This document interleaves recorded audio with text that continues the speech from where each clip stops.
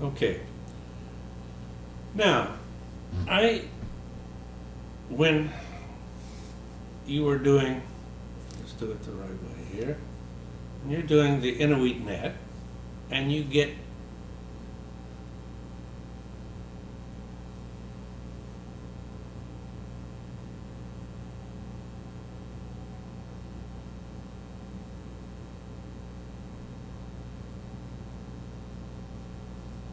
to this position, you have an interesting thing. You have information in the situation, but you also have a straight across string on the top, near index, and a straight across string on the bottom held by lesser fingers.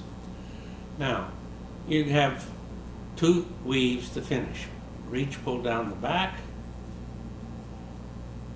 transfer, kick out the top. You can make those two last weaves from a loom position if you have a straight across string on top, a straight across string on the bottom. You can hold it like that and you have what I call the vertical loom. And whenever you are going to make what I call the vertical net, you reach through this hole and pull the near of the far lower index, reach back, establish the bottom, re-establish, and do the next one. In other words, you do that twice with all of the back strings. Now you're going to kick out the top. And you will notice that there is a looser string down here at the bottom. You can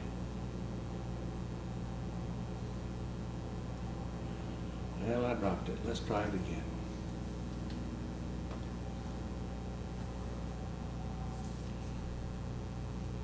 You can have a situation where you have transverse on the bottom, and information in the center, or more and more loops. You reach, get the far lower one, the next,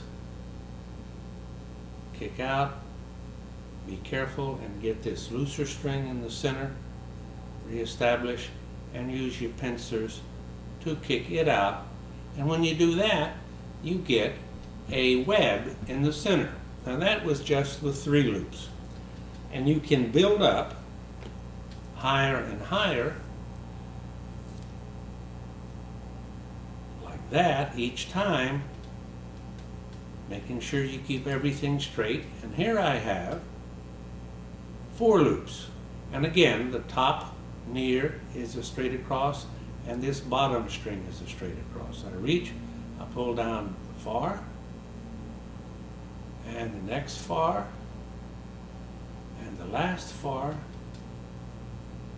transfer, kick out the top one, reset, kick out the top one, find the loose one on the bottom, reach, pull, and kick it, and gently saw the figure, and you see now my web is much thicker in the center because I have an extra loop. That is the 4 loop vertical net. And of course, you're limited only by the number of loops you put on the top index, on your index, and of course the length of your string, the length of your fingers, I guess. And this now is 5. And I will hopefully quickly keep everything in order, each time getting the lower string until I have exhausted all of the strings in the back. You will notice that my left hand gives because my left hand doesn't work as well as my right anymore. Now I'm going to kick out the top, kick out the top, kick out the top, reach and get the loose one,